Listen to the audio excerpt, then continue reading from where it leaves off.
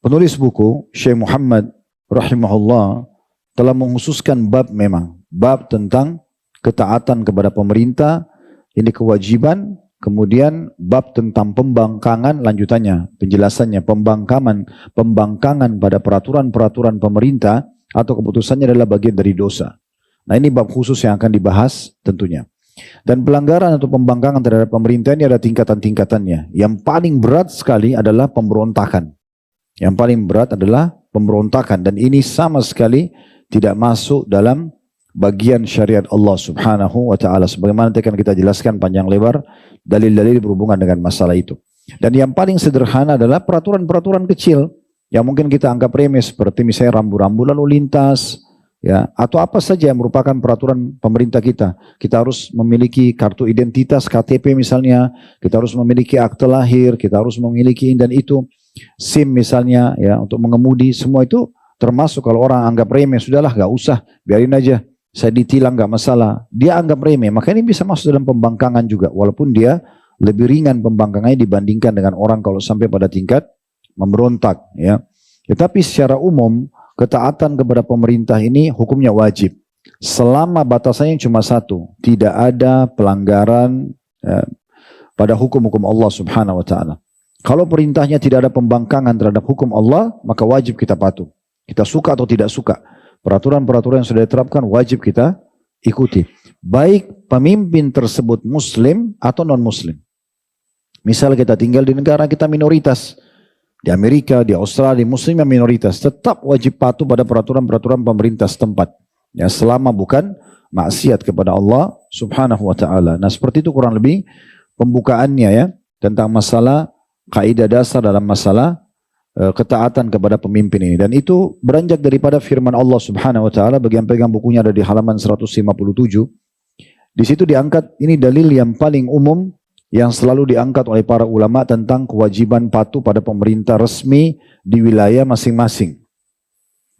Allah berfirman dalam surah An-Nisa ayat 59, Ya ayyuhalladzina amanu ati'ullaha wa ati'ur rasula wa ulil amri minkum.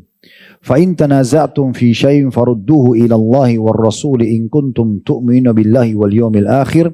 Dzalika khairun wa ahsanu ta'wila. Hai orang-orang beriman, taatilah Allah, taatilah Rasul dan ulil amr, dalam kurung umara dan ulama, ya. Tapi di sini yang digarisbawahi ulil amr lebih cenderung pendapat ulama adalah pemimpin resmi, ya. Di antara kalian, kemudian jika kalian berlainan pendapat tentang sesuatu, ada percekcokan yang tidak cocok antara kalian dengan pemerintah kalian, antara pemerintah dengan kalian, maka kembalikanlah kepada Allah dalam kurung Al-Quran dan juga Rasul dalam kurung sunnahnya. Jika kalian benar-benar beriman kepada Allah dan hari kemudian, yang demikian itu lebih utama bagi kalian dan lebih baik akibatnya. Nah, kalau lebih utama maksudnya lebih besar pahalanya karena taat kepada Allah. Begitu juga dengan lebih baik akibatnya, maksudnya efek negatif kalaupun terjadi dari percekcokan maka akan lebih kecil. Tentu di sini teman-teman sekalian, masalah seseorang, ya, patuh pada siapapun yang telah ditetapkan sebagai pemimpin dia, maslahatnya besar sekali. Dimulai misalnya dari sholat misalnya. Kita sholat, yang jadi imam, pemimpin kita. Walaupun kita tidak kenal dia. Walaupun kita tidak kenal. Masuk dalam masjid, sama dengan kita masuk ke satu wilayah, sudah ada pemimpinnya. Mirip dengan imam sholat. Berarti dia sudah memimpin, kita tinggal ikut jadi makmum. Apapun instruksi imam, wajib diikuti. Imam bilang takbir, takbir. Imam ruku, ruku. Imam i'tidal, i'tidal. Imam sampai, ya, sujud, sujud. Dan luar biasanya dalam hukum sholat, ya, ini ulama tarik dalam hukum kepemimpinan secara umum. Kalau misalnya kita lagi sholat duhur berjamaah dengan seorang imam, ternyata di rakaat kedua imamnya lupa tahiyat, lalu imamnya berdiri, tetap dia lanjut ke rakaat ketiga. Kita sebagai laki-laki, kan maum laki-laki disunnahkan untuk mengucapkan subhanallah, memberikan peringatan pada dia. Kalau perempuan itu menepuk punggung telapak tangannya, itu harusnya imam faham dalam masalah itu. Tapi anggap imamnya nggak mau ikut, karena imamnya fahamnya dia udah tahiyat. Bisa saja manusia lupa. Apa yang kira-kira kita lakukan sebagai makmum? Membangkang, ribut, ya, suruh ganti imam, atau bagaimana? Nah, ngangguk-ngangguk berarti sudah tahu hukumnya ya. Ikut. Ya kan? Kita bilang subhanallah, dia nggak mau. Tetap aja dia berdiri. Lanjut rakaat ketiga. Harus kita ikut. Tidak bisa kita melanggar. Gitu kan? Dan kata Nabi SAW, imam dijadikan untuk menyempurnakan sholat kalian. Kalau dia benar, dia panen pahala. Tapi kalau dia salah dan kalian benar, kalian dapat pahala, dia akan tanggung jawab di hadapan Allah. Tapi kenapa dalam syariat Allah Subhanahu wa taala kita disuruh ikuti? Kenapa enggak? Udah imamnya lupa tahiyat pertama, udah kita aja tahiyat, dia lanjut rakaat. Enggak, harus ikut. Bahkan apa kata Nabi SAW? Kalau imam kalian berdiri, berdirilah sholatnya. Kalau imam kalian duduk, duduklah. Ini kalau misalnya lagi sholat maghrib tadi kayak misalnya. Tiba-tiba ada imam kakinya sakit. Rakaat pertama, rakaat kedua dia berdiri. Pas berdiri rakaat ketiga kakinya sakit. Dia duduk sholatnya. Apa yang kita lakukan? Duduk juga. Kita harus ikut walaupun kita tidak sakit. Begitu kata Nabi SAW. Kalau dia berdiri, berdiri. Kalau dia duduk, duduklah. Coba, saking pentingnya mematuhi pemimpin tersebut. Dan siapapun yang coba-coba mendahului gerakan imam, kepalanya diganti menjadi kepala keledai. Begitu dalam hadis. Tidak boleh. Harus patuh. Seorang istri dalam rumah tangga, mana pernah ada syariat mengatakan tidak apa-apa, perempuan boleh keluar tanpa izin suaminya, mengelola hartanya semaunya dia, misal, atau mengunjungi orang tuanya, atau ketemu sama teman-temannya, tidak bisa. Masuk orang ke rumahnya saja harus izin sama suaminya. Dia mau keluar harus izin suaminya. Apa yang dia mau buat, bentuk ketaatan pada suami ditanya. Saya mau buat begini, saya mau masak begini. Kecuali kalau suaminya mengatakan ya sudah silakan saja. Itu penting sekali. Sehingga Nabi SAW mengingatkan istri manapun yang sholat 5 waktu, berpuasa Ramadan, kemudian mentaati suaminya. Apapun suaminya bilang ikut. Gitu. Selama bukan maksiat kepada Allah, maka dia boleh masuk dari 8 pintu surga yang mana dia mau. Dalam safar, kata Nabi SAW, janganlah kalian safar bertiga, kecuali kalian pilih salah satu jadi pemimpin kalian. Amir safar namanya. Kalau Nabi Safar bilang, ayo jalan-jalan, berhenti-berhenti, istirahat-istirahat, pulang-balik, harus ikut sama dia. Panglima perang. Nabi SAW selalu ingatkan, taati panglima kalian, taati panglima kalian. Begitu juga dengan, dilanjutkan oleh Khulafaur Rasyidin, Abu Bakar, Umar, Utsman, Ali. Terutama pasukannya Umar dan Abu Bakar, karena keduanya yang satunya menyerang, di zaman Abu Bakar menyerang para murtadin, orang-orang yang murtad dari agama Islam dan nabi-nabi palsu, dan penolak zakat. Di zaman Umar ekspansi Islam. Maka selalu wasiatnya taati pimpin kalian. Taati pimpin kalian. Walaupun Nabi SAW mengatakan yang pimpin kalian orang Afrika, orang berkulit hitam, rambutnya keriting. Seperti kismis. Tetap harus patuh. Tidak bisa dibanggar. Ya. Dan berapa banyak pemimpin yang diangkat oleh Nabi SAW jadi panglima perang hanya karena mahir di bidang perang, maka jadi panglima, padahal sebenarnya dia tidak mahir dalam ilmu agama. Contoh Khalid bin Walid radhiyallahu anhu. Terkenal sangat pemberani kan? Yang antum dengar pemberani, tidak pernah kalah dalam medan perang, ya. Tapi pernah nggak antum dapatkan ada hadis yang diriwayatkan oleh Khalid bin Walid? Bisa dikatakan tidak ada, ataupun kalau ada sangat sedikit. Bahkan Khalid bin Walid pernah baca dalam sholat, pada saat lagi pimpin sholat di medan perang, baca qul a'udzu kafirun keliru. Tapi dia angkat jadi pemimpin. Karena dia ahli di bidang itu. Dan wajib dipatuhi. Tidak bisa tidak. Usama bin Zaid. Anak kecil 17 tahun. Waktu Nabi SAW sakit keras. Boleh bentuk pasukan untuk mengekspansi Islam ke wilayah negeri Syam. Dan waktu itu di dalam pasukan ada Abu Bakar, ada Umar, ada Utsman, ada Ali, ada Talha. Ada sahabat-sahabat senior. Umurnya sudah di atas 50 tahun. Tapi jadi prajuritnya Usama. Lalu Nabi SAW waktu sakit keras mengatakan, saya tahu ada sampai kepada saya, sebagian kalian menganggap Usama tidak pantas jadi pemimpin. Ketahuilah, aku memilihnya dan dia pantas jadi pemimpin sebagaimana ayahnya Zaid bin Harithah pantas jadi pemimpin. Harus patuh. Tidak bisa tidak. Begitu juga dengan pemimpin negara. Kenapa kita harus membangkang? Apa yang diperintahkan? Apa yang dijadikan peraturan selama tidak bentrok dengan hukum Allah, patuhi. Ya. Apalagi bertemu di masalah kanun wad'i, peraturan-peraturan pemerintah sempat tidak ada di masa, tidak ada dalam Al-Quran. KTP tidak ada masa dulu, SIM tidak ada, akte lahir nggak ada, buku nikah nggak ada masa dulu itu. Tapi dibuat untuk maslahat, supaya baik gitu. Jelas identitasnya seseorang, bisa dikenal. Dan memang di masa kita dibutuhkan itu. Maka kita wajib patuh. Nggak boleh kita ugal-ugalan semau-maunya sendiri, gitu kan?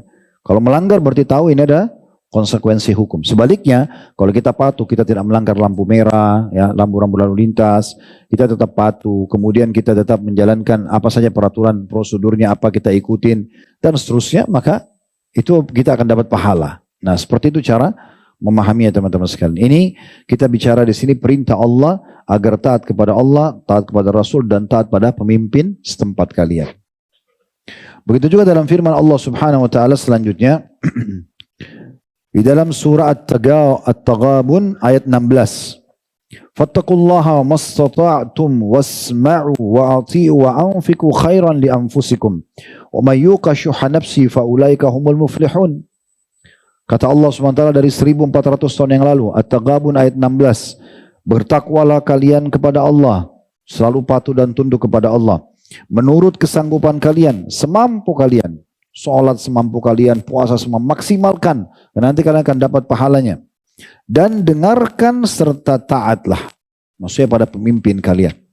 Pemimpin sholat, kalau istri dari suaminya, amir safar, panglima perang, pemimpin negara. Taatlah, kata Allah SWT. Ini Allah berfirman, kita belum masuk ke hadis Nabi SAW ya. Dengarkan dan taatlah.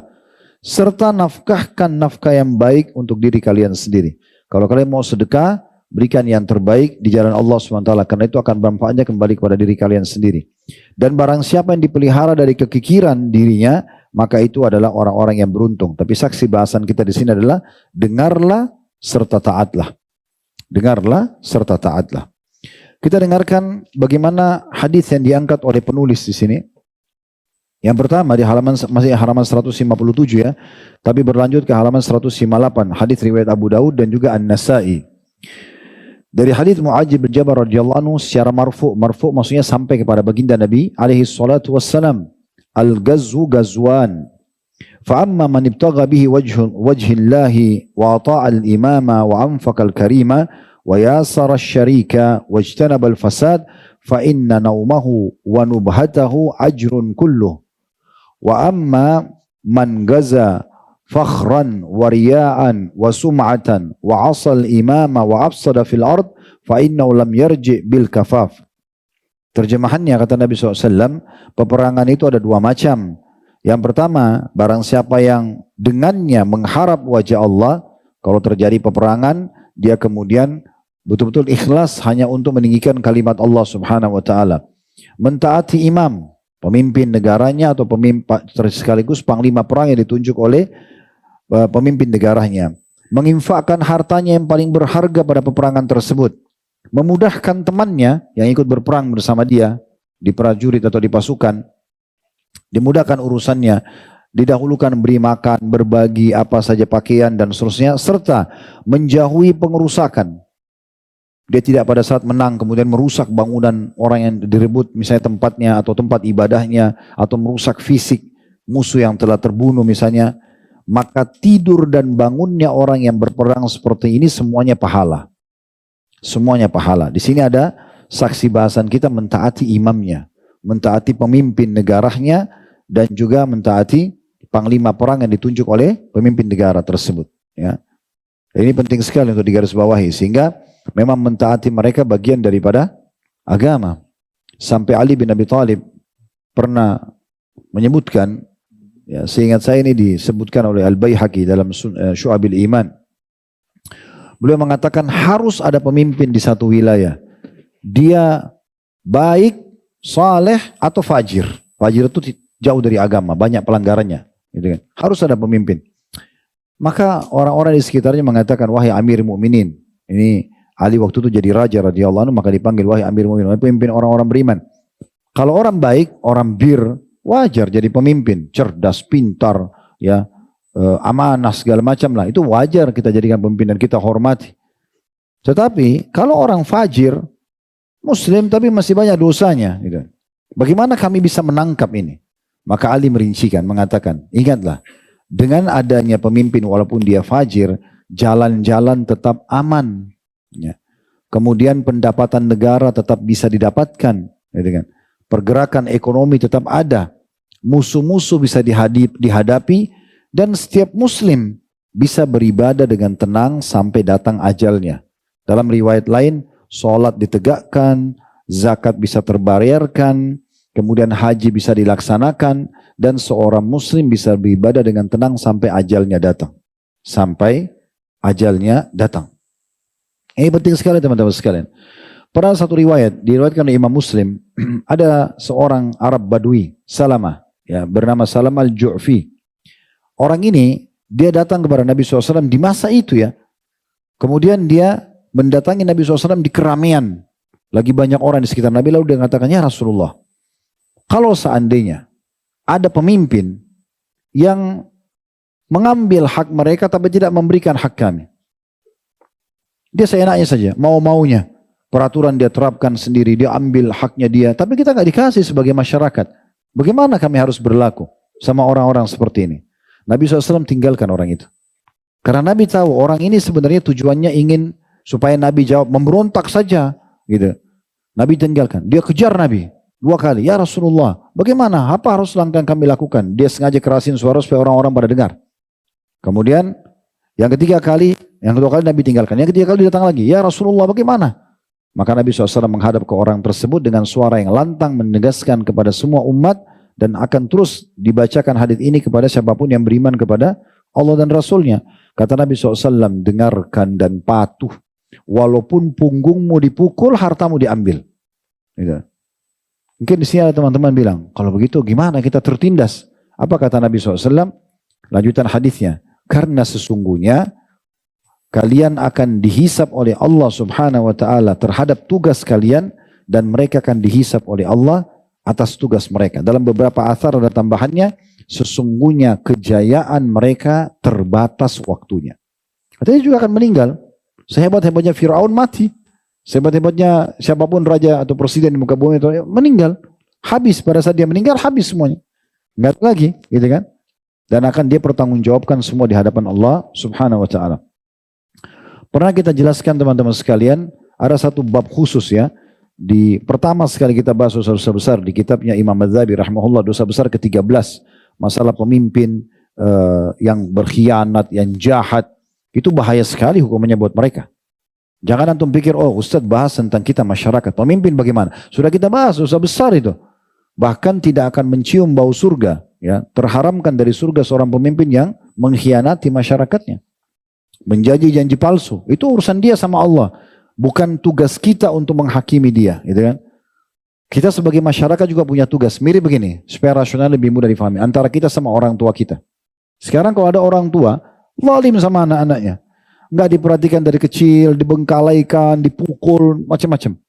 Sekarang apakah perbuatan kezaliman orang tuanya ini membuat si anak tidak boleh tidak berbakti lagi sama orang tuanya? Enggak ada urusannya. Si orang tua akan mendapat dosa dengan perbuatannya, pelanggaran dia, dan si anak tetap juga dapat dosa kalau dia balas dengan keburukan juga.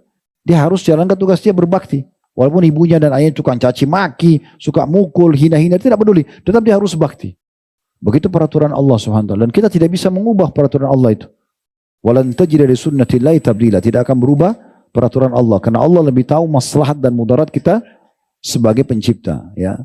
Maslahat dan mudarat untuk kita, Allah sebagai pencipta lebih tahu masalah itu.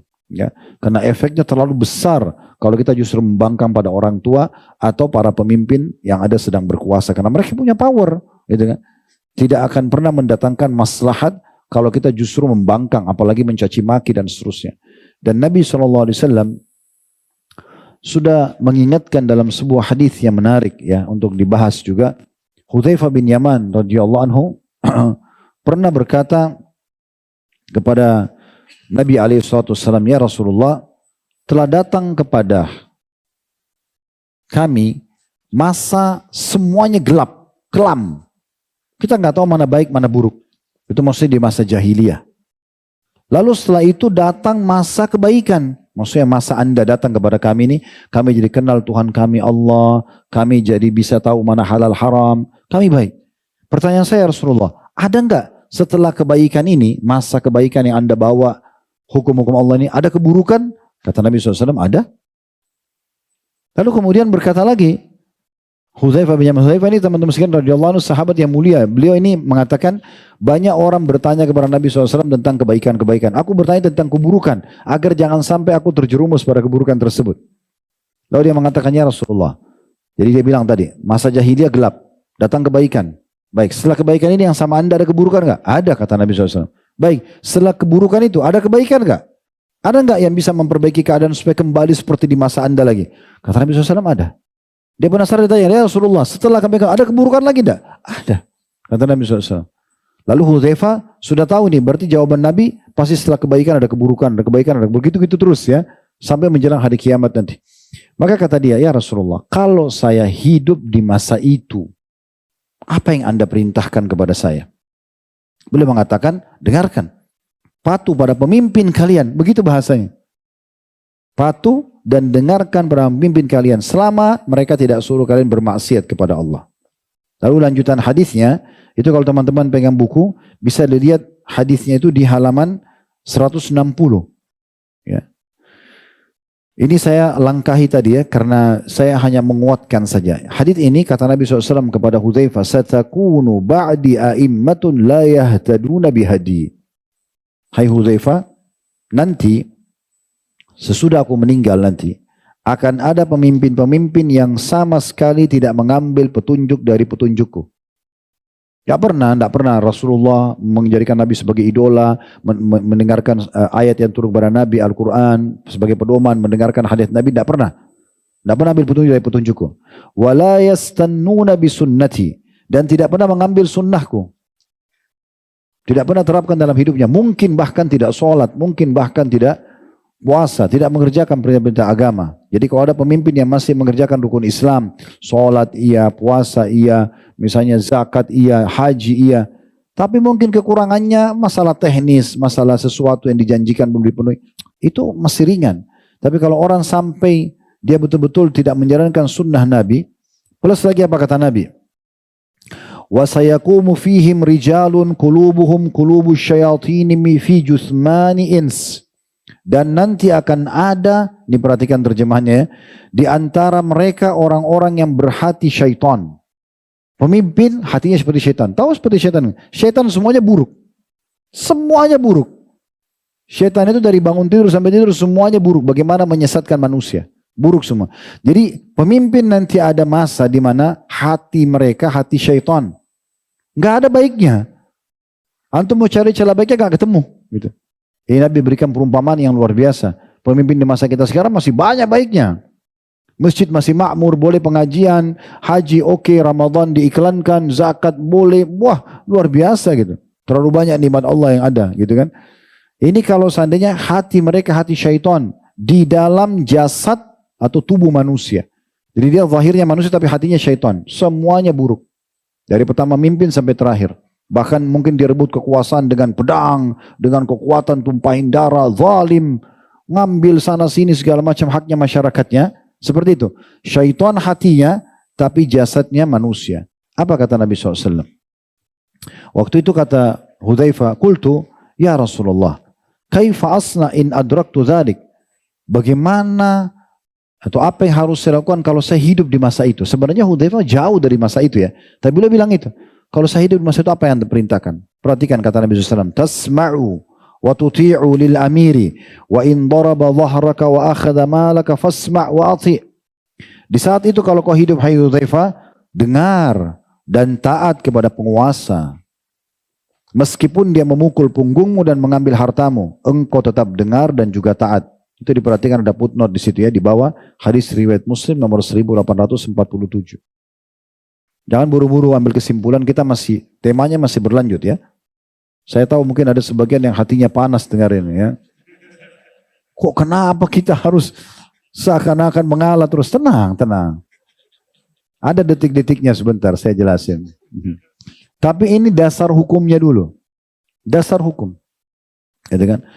Jadi Nabi SAW mengatakan dengarkan, patuh. Tapi ingat, koridornya adalah selama bukan maksiat kepada Allah SWT. Peraturan-peraturan kita nggak suka, tapi ya sudah harus diikuti. Ya, kan? Ini perintah Nabi SAW gitu ya. Kemudian juga kita lanjutkan dulu di halaman 158 ya. Di situ ada hadis yang diangkat oleh penulis, karena ini halaman bahasan kita malam ini dari 157 sampai 160 ya. Ada hadis Ibnu Umar radhiyallahu anhu di halaman 158 itu secara marfu, maksudnya sampai juga kepada Nabi sallallahu alaihi wasallam.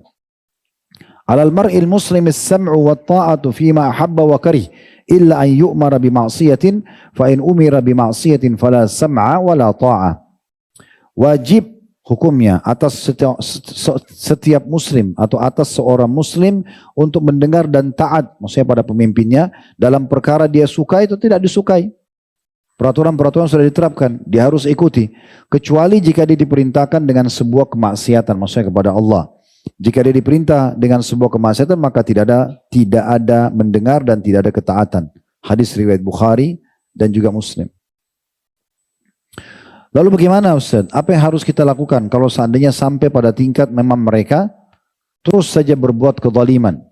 Itu di halaman 159 ada jawabannya di bagian paling bawah. Hadits Ibnu Abbas radhiyallahu anhuma juga secara marfu diangkat langsung kepada Nabi alaihi salatu wassalam. Kata Nabi SAW, man kariha min amiri syai'an falyasbir. Siapa yang tidak suka sebuah keputusan dari pemimpinnya, tapi tidak ada pelanggaran agama, keputusan dia buat, tapi tidak ada yang haram di situ, ya. Maka dia harusnya bersabar. Fa innahu man kharaja minas sultani kaida shibrin mata mitatan jahiliyah. Karena siapa yang keluar satu jengkal saja dari keputusan pemerintahnya, ya satu jengkal, maka ya dia kalau dia meninggal ya, barang siapa yang keluar dari penguasa sejarak sejengkal, maka dia mati, maka mati dalam keadaan mati jahiliyah. Maksudnya tidak ikuti syariat Allah Subhanahu wa taala. Tidak ada dosa di situ. Dan dikatakan dia kufur ya. Nah, dari hadis ini lebih detail lagi. Pada hal-hal yang kecil pun tidak boleh kita langgar. Ya. Walaupun beda pembangkangan pada pemerintah dan hal yang kecil kayak urus KTP, urus SIM dengan memberontak misalnya. Nah, pernah juga kalau tadi kita kembali kepada hadis Salama atau ada hadis yang lain yang disebutkan oleh beberapa ulama seperti Ibnu Abi Asim menyebutkan dalam kitab As-Sunnah beliau dinukil riwayat ini, kalau nanti setelah meninggalnya Nabi SAW akan ada pemimpin-pemimpin yang selalu saja buat masalah. Jadi mereka pikirkan diri mereka. Bahkan tidak mempedulikan tentang keadaan masyarakatnya. Tentu ini ada hukum dosa sendiri ya. Mereka akan dihukum sama Allah berat sekali hari kiamat. Hukum mereka ada. Aman itu ya. Nabi SAW mengatakan mereka akan terharamkan dari bau surga atau tidak akan masuk surga. Dan berapa banyak orang yang akan nuntut dia hari kiamat dari masyarakat yang dizalimi itu akan terjadi. Tapi kita sekarang sedang bicara kitanya sendiri. Bagaimana ini dua hukum yang berbeda. Pemerintah dengan masyarakat dua hukum yang berbeda dalam syariat Allah Subhanahu wa ta'ala. Maka Nabi SAW mengatakan pada saat itu, ya, mereka akan melakukan banyak perbuatan-perbuatan yang kalian tidak suka. Tungkiruna. Kalian tidak suka. Mungkin bagi kalian, kok bisa sih, kok begitu sih, kita gitu-gitu. Ya. Kita tidak suka, tapi bukan pelanggaran agama, cuma keputusannya kita tidak suka. Kalau pelanggaran agama kita mutlak tidak menerima itu ya. Kalau kita dipaksa melakukannya maka itu berbeda hukumnya. Ya, kita kalau dipaksa dan kita akan nyawa kita melayang maka kita melakukannya karena kita benci seperti kasus Ammar bin Yasir radhiyallahu anhu pada saat dipaksa untuk mengingkari kenabian Nabi Muhammad SAW. Kalau tidak dia akan dibunuh, maka dia sebutkan tapi hatinya benci itu. Ya. Tapi di sini beda gitu. Lalu para sahabat mengatakan, ya Rasulullah, kalau ada pemimpin begitu, kata Nabi SAW begini hadisnya lebih tepatnya, pemimpin yang paling buruk adalah pemimpin yang mereka membenci kalian, kalian benci mereka. Kan kalau sampai pada tingkat ada pemimpin, dia dan seluruh stafnya ini membenci kita semua masyarakat. Dan bahkan memusuhi kalian, mendoakan kalian buruk, mereka melaknat kalian. Dan sebaliknya, kalian pun membenci mereka. Mendoakan buruk, melaknat mereka. Ini pemimpin yang paling buruk, kata Nabi SAW. Dan sebaik-baik pemimpin justru yang mereka mencintai kalian, dia suka sama masyarakatnya, dia memberikan haknya, dia mendoakan kebaikan, dan kalian pun mencintai dan kalian juga mendoakan yang baik. Lalu para sahabat mengatakan, ya Rasulullah, pemimpin yang tipe pertama itu, yang kita tidak suka, kita tidak suka kami, jadi nggak enak hidup gimana sih? pemerintah benci masyarakat benci masyarakat, ini ribut nih. Lalu apa yang harus kami lakukan ya Rasulullah? Boleh nggak kami angkat pedang? Ini perkataan para sahabat di masa itu. Berontak saja, berontak. Rubuhin dia, pecat, apalah, ganti dengan pemimpin yang baru. Kata Nabi SAW, jangan.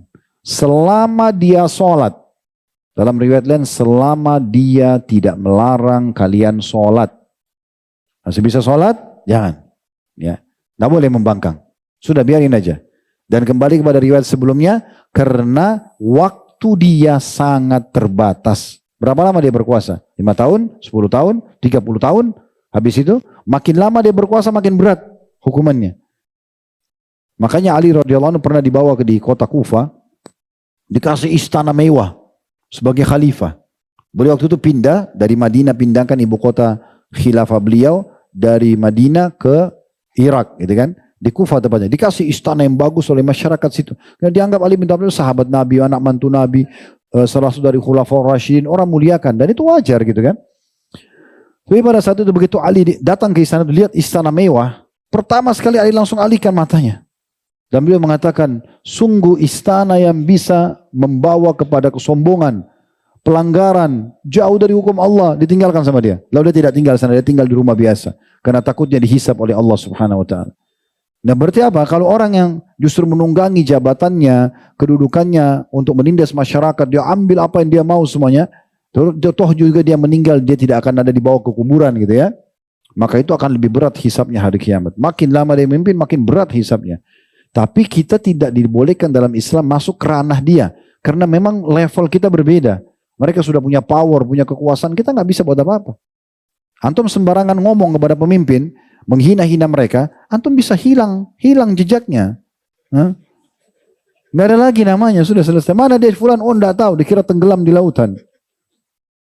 Kan antum sudah paham maksudnya. Ya.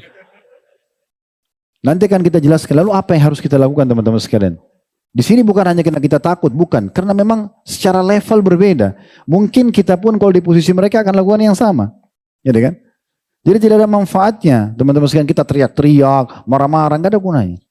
Nabi SAW kasih kita wasiat yang luar biasa. Beliau mengatakan, siapa yang lihat sesuatu yang dia tidak senangi dari pemimpinnya, maka jangan pernah dia menasehatinya di depan umum. Ini kata Nabi nih. Dalam hadis yang sahih. Di media teriak-teriak, marah-marah. Ada gunanya. Terus antum pikir antum mau didengar? Ya ada. Yang ada mungkin antum ditembak, mati nanti. Ya. Enggak. Kata Nabi SAW sudah wasiatkan. Jangan ya menasihati di depan umum. Tapi yang dia lakukan adalah dia memegang, menyentuh tangannya, datang kepadanya, memegang tangannya, dan Nabi menggunakan kata-kata khalwah, berdua. Ngobrol, sampaikan. Kalau pemimpin itu menerima, maka berarti alhamdulillah itu yang diinginkan. Tapi kalau pemimpin itu tidak terima, maka dia telah lepas dari hisab hari kiamat nanti. Jangan ditanya sama Allah lagi, karena dia sudah berusaha. Apa makna potongan hadis Nabi SAW? Kalau dia bisa, dia datang memegang tangan pemimpin dan memberikan nasihat berdua, berarti orang yang tidak bisa itu nggak ada tanggung jawabnya. Antum ngapain di warung kopi makan mie, minum kopi, bicara masalah pemimpin? Untuk apa? Apa manfaatnya? Tiba-tiba menjadi politikus yang hebat, padahal SD aja nggak selesai. Lah iya. Atau mungkin antum kuliah bukan, kalaupun kuliah bukan di bidangnya situ. Masa-masa pilpres, pilkada, semua jadi ahli politik. Ini dari mana? Tidak ada celah di Indonesia kalau kita jalan kecuali di sana bicara calon ini bagus, ini tidak bagus. Tiba-tiba jadi politikus semua nih, ya. Padahal tidak pernah belajar sebelumnya. Ini ajaib ini, ya. Tapi subhanallah semua akan diminta pertanggungjawaban pada hari kiamat. Hati-hati. Teman-teman, coba lihat, pertemukan keadaan negara kita dengan negara-negara yang lain. Terlalu jauh perbandingannya. Teman-teman kita di Uighur di Cina, kalau antum tahu mereka itu di penjara, teman-teman. Penjara di sana, orang muslim di penjara. Itu kalau penjara-penjara kita di sini masih bangunan ya. Masih bisa antum tidur, berdiri, kamar mandi. Gak bisa. Kerangkeng ukuran satu orang tidur. Orang muslim dimasukin situ, gak bisa bergerak. Ya sudah, makan, minum, tidur, buang air di situ segala macam. Balik mau bicara ibadah gak bisa. Itu muslim-muslim begitu. Cuma tidak diekspos saja. Ini yang terjadi di Palestina masih lebih kecil dibandingkan yang terjadi di sana itu. Itu lebih besar itu. Di Burma ya, yang bagaimana umat Islam dibakar hidup-hidup. dagingnya diambil, dimakan-makanin sama mereka. Ini depan mata itu. Gitu kan? Banyak. Pertemukan keadaan mereka dengan keadaan kita. Kita bisa sholat 5 waktu, kita bisa puasa Ramadan. Negara kita, Masya Allah, Allah kasih teman-teman, syukuri. Kita harus bersyukur dengan Allah SWT. Jangan hanya karena 1-2 pelanggaran lalu kita nilai, oh berarti tidak bagus, negara ini tidak benar dan segala macam lah. Ngomong kosong yang tidak masuk akal. Ya. Apalagi sampai mencaci maki secara individual, ini nggak boleh. Pernah, seingat saya kalau tidak salah Urwah bin Zubair rahimahullah, seorang ulama yang masyhur tabi'in. Beliau pernah mendengar ada satu orang mencaci maki Hajjaj bin Yusuf. Ini pemimpin pada saat itu. Ya, walaupun ada khalifah tapi dia ini kayak perdana menterinya gitu. Dicaci maki, Hajjaj itu zalim, memang zalim benar. Siapapun yang menolak pembicaraannya, kalau Hajjaj kasih keputusan ditolak, penggal di saat itu. Dia tidak pandang bulu mau orang biasa, mau orang kaya, mau ulama. Mati di tangannya Hajjaj puluhan ulama. Di antaranya kalau pernah dengar, ya Sa'id bin Jubair rahimahullah.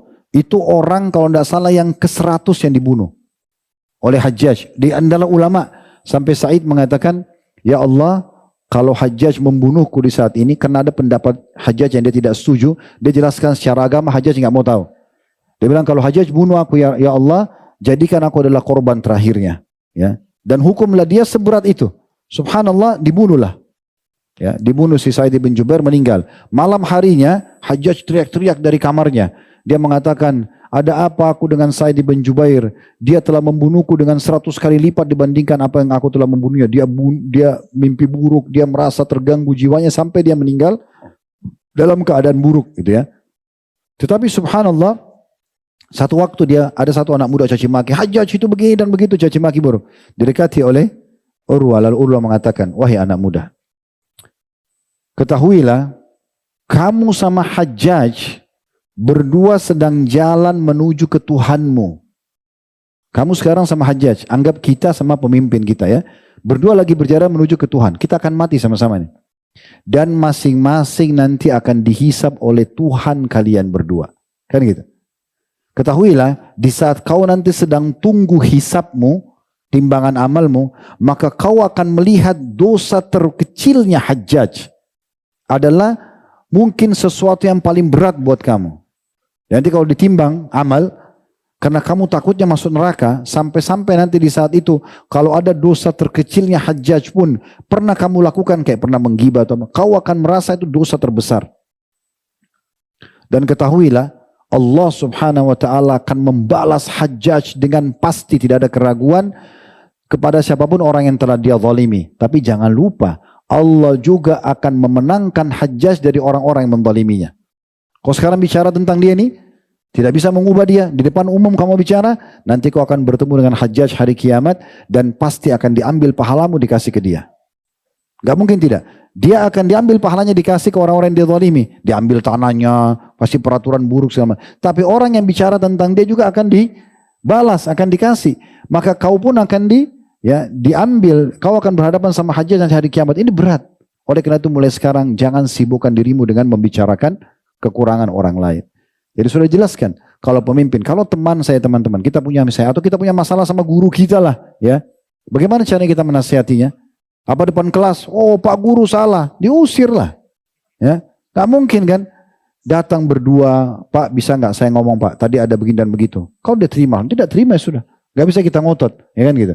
Karena dia lebih besar power daripada kita di sekolah. Itu baru sekolah. Ini negara seluas ini gitu ya. Dan hilang antung di sungai, di laut, kan gitu. Jadi nggak ada gunanya. Baik, sebagai penutup teman-teman sekalian, lalu apa yang harus kita lakukan? Nanti sekaligus kita azan dan iqamah ya. Yang pertama teman-teman sekalian, penting sekali. Kita harus justru memuliakan pemimpin. Memuliakan ini dengan beberapa cara. Karena kata Nabi SAW, Man akrama amiro akramahullah. Siapa yang memuliakan pemimpinnya, maka Allah akan muliakan dia. Bagaimana caranya? Yang pertama, doakan kebaikan. Doakan teman-teman. Sekarang kalau orang tua antum jahat, mana yang lebih baik? Antum doakan supaya Allah kasih hidayah, atau antum sakiti fisiknya, atau antum rusak citranya? Anggap orang tua. Perlu kita garis bawahi ya, sebagian ulama menulis dalam buku mereka menganggap raja atau khalifah atau presiden kalau kita sekarang, itu sebagai ayahnya masyarakat. Dipanggil ayah mereka itu. Ya, karena mereka dianggap seperti bapak yang menaungi anak-anaknya semuanya. Jadi begitu, doakan mereka dapat kebaikan. Doakan teman-teman sekalian. Saya masih lihat jarang sekali kita mendoakan para pemimpin kita. Yang ada selalu caci maki, kesalahan, selalu begitu. Dan seakan-akan dia lebih hebat dari pemimpin itu. Ya, kalau kita memimpin teman-teman satu rumah tangga, antum punya satu istri, punya 3 orang anak. Ini sudah harus ada energi khusus, ada dana khusus, ada waktu khusus, ya enggak? Itu pun kadang-kadang tuh sudah pusing tuh. Anak ini punya kebutuhan itu, istri. Apalagi kalau antum poligami, punya 2 istri. Lebih repot lagi. Lebih harus ekstra biaya, ekstra. 3 istri, 4 istri. Antum punya perusahaan kecil, CV, 5 orang, 7 orang pekerja. Sudah harus antum pikirkan gajinya, kemakmurannya dan segala macam. Kalau antum punya perusahaan, punya 100 pegawai, lebih besar lagi. Begitu seterusnya. Bagaimana pemimpin negara yang memimpin sekian ratus juta orang gitu kan. Itu nggak mudah. Masih penting kalau mereka bisa senyum itu, masih bisa ngomong segala macam. Antum kadang-kadang kita ini cuma lihat secara kasat mata, oh mobil bagus, oh jas bagus. Itu semua ada tanggung jawabnya hari kiamat. Itu nggak mudah itu. Ya itu akan ditinggalkan. Jangan itu antum lihat. Rumitnya untuk memimpin itu gak gampang teman-teman sekalian. Memecahkan perkara banyak itu gak masalah. Bisa stabil negara kita, tidak diserang musuh, ekonomi berjalan, kita masih bisa ibadah. Itu sebuah hal yang luar biasa. Kenapa gak didoakan supaya yang kurangnya disempurnakan sama Allah. Selanjutnya teman-teman sekalian, yang kedua, selain mendoakan, ini sering kali ya kalau di Imam Haram, Imam Masjid Nabawi ya, Imam Masjid Aqsa juga, itu mereka mendoakan, saya dengar pemimpin mereka ya, supaya Allah SWT beri. Kalau Masjid Aqsa mereka minta Allah berikan pemimpin muslim ya.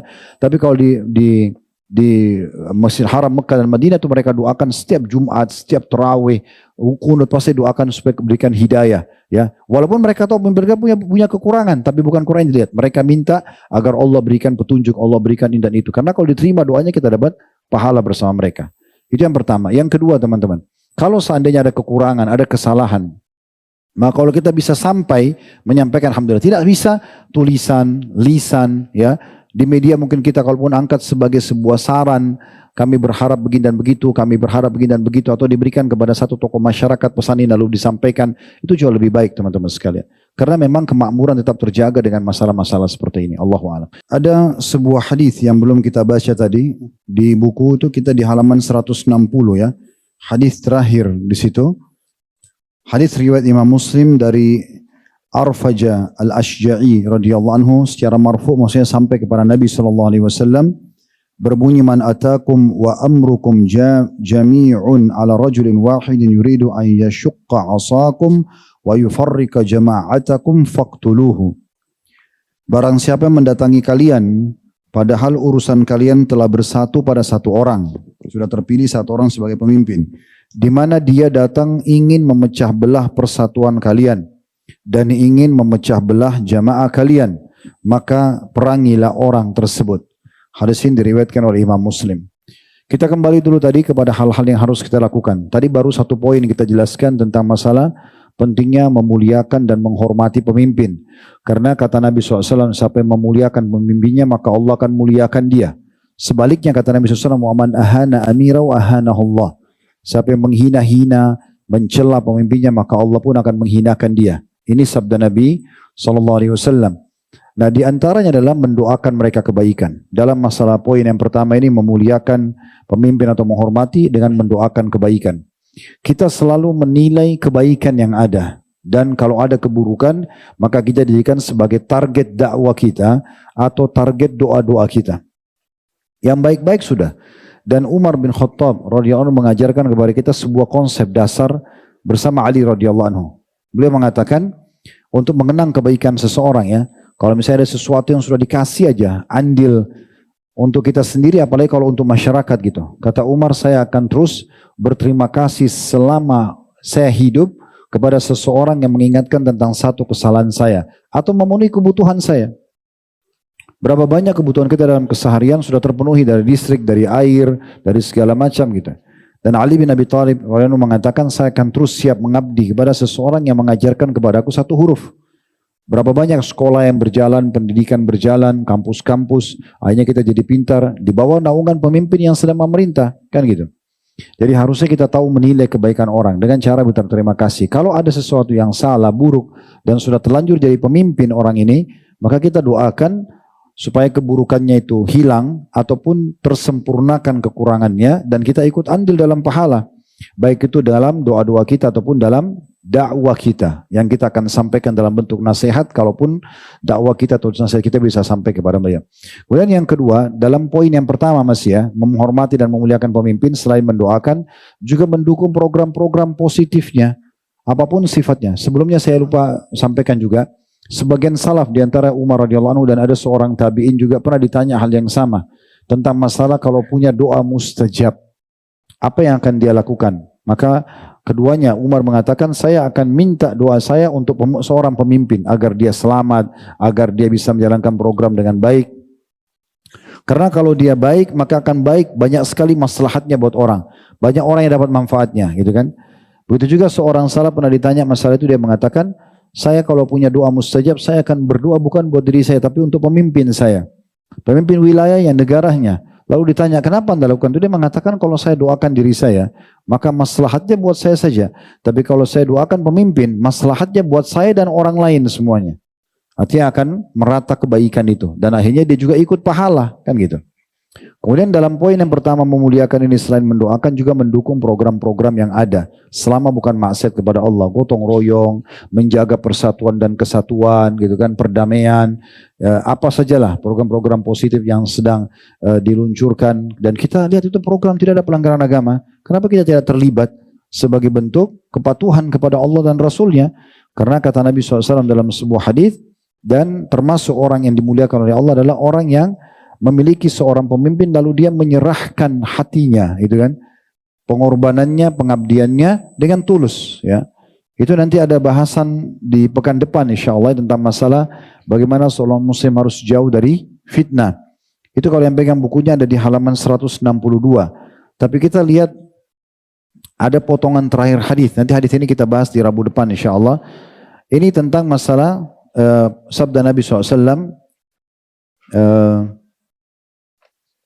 Ini waman baya'a imaman. Kalau yang pegang baca bahasa Arabnya dua baris dari bawah ya. Waman baya'a imaman fa'atahu safqata yadihi wa thamarata qalbi falyuti'hu in istata'a fa in ja'a akhara yunazi'hu fadribu unuqal akhar. Hadis ini sahih riwayat Imam Muslim. Terjemahannya, dan barang siapa yang membaiat seorang imam, sudah ada pemimpin yang ternobatkan di negaranya atau wilayahnya, maka berikanlah kepadanya telapak tangan, maksudnya persetujuan, perjanjian, dan buah hatinya. Dalam kurung bahkan sini terjemahkan sumpah yang murni, tulus. Dia ingin membantu pemerintah itu untuk menerapkan program-programnya. Dan taatilah dia jika kalian mampu. Jika datang orang lain menyelisihi pemimpin itu, maka penggallah leher orang itu. Suruh perangi. Orang yang membuat pemberontakan, kekacauan, menyatukan, mengganggu persatuan dan kesatuan kita, justru orang itu yang disuruh perangi. Jadi kita ambil saksi bahasan di sini, adanya anjuran justru kita memuliakannya, gitu kan? Kita coba mendukung program-program yang ada selama itu adalah positif, gitu kan? Selama itu adalah positif. Ini masuk dalam masalah penghormatan. Kemudian yang ketiga, dalam masalah poin yang pertama memuliakan dan menghormati pemimpin adalah menjaga nama baiknya. Karena kalau rusak nama baiknya, rusak juga nama baiknya negara, rusak nama baiknya masyarakat, gitu kan? Karena orang selalu melihat pemimpin negaranya. Kalau pemimpinnya itu kokoh, terkenal, pintar dan segala macam, maka akan membawa nama baik negara dan juga masyarakatnya. Dan itu biasanya dukungan paling kuat dari masyarakat setempat.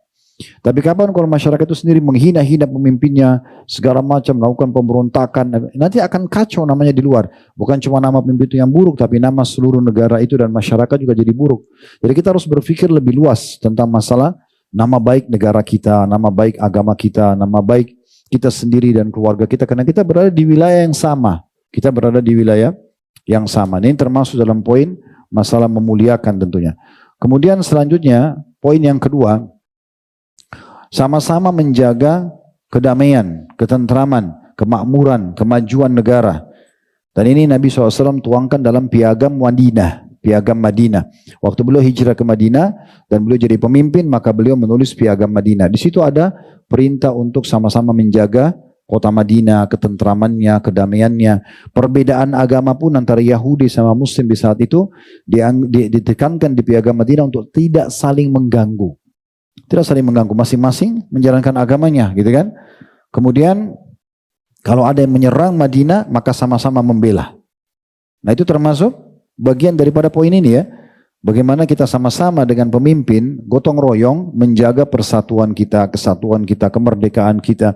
Itu semua bagian yang hal penting. Dan tidak boleh kita biarkan ada orang yang menghina-hina negara kita, menghina pemimpin kita, apalagi misalnya menjatuhkan produk misalnya dari negara kita, tidak boleh kita diamkan. Kita harusnya membantah dan memang kita juga harus meningkatkan kualitas kita. Ini termasuk poin yang tidak boleh luput teman-teman sekalian. Harus kita betul-betul perhatikan. Kemudian yang ketiga yang terakhir adalah mengangkat senjata melawan musuh-musuh yang coba untuk merusak atau merebut negara kita. Salah satu poin kapan jihad itu menjadi fardu ain, wajib secara individual. Dari 3 hal ya. 3 hal ini kalau terjadi kita wajib perang, tidak bisa nolak. Yang pertama itu kalau perang lagi berkecamuk, kita lagi ada di kancah peperangan, lagi berhadapan sama musuh, nggak boleh kita lari. Itu setiap individu muslim wajib melawan. Kalau bukan menang, mati syahid.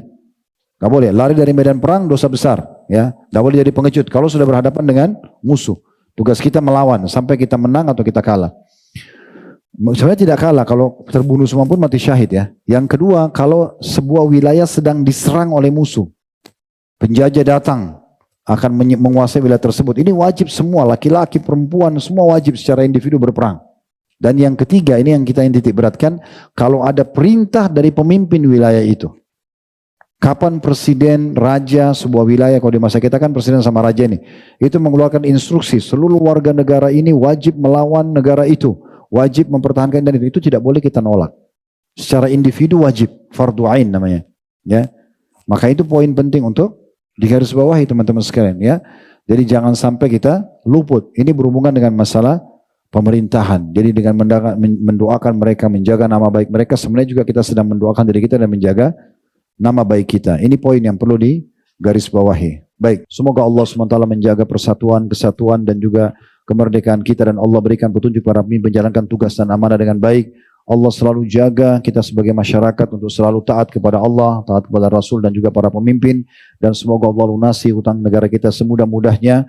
Serta Allah selamatkan kita dari segala mara bahaya, baik diri kita, negara kita ataupun agama kita. Allahumma amin. Wa sallallahu ala nabiyina Muhammadin wa alihi wa sahbihi wa sallam. Wa akhiru da'wana alhamdulillahi rabbil alamin. Wassalamualaikum warahmatullahi wabarakatuh.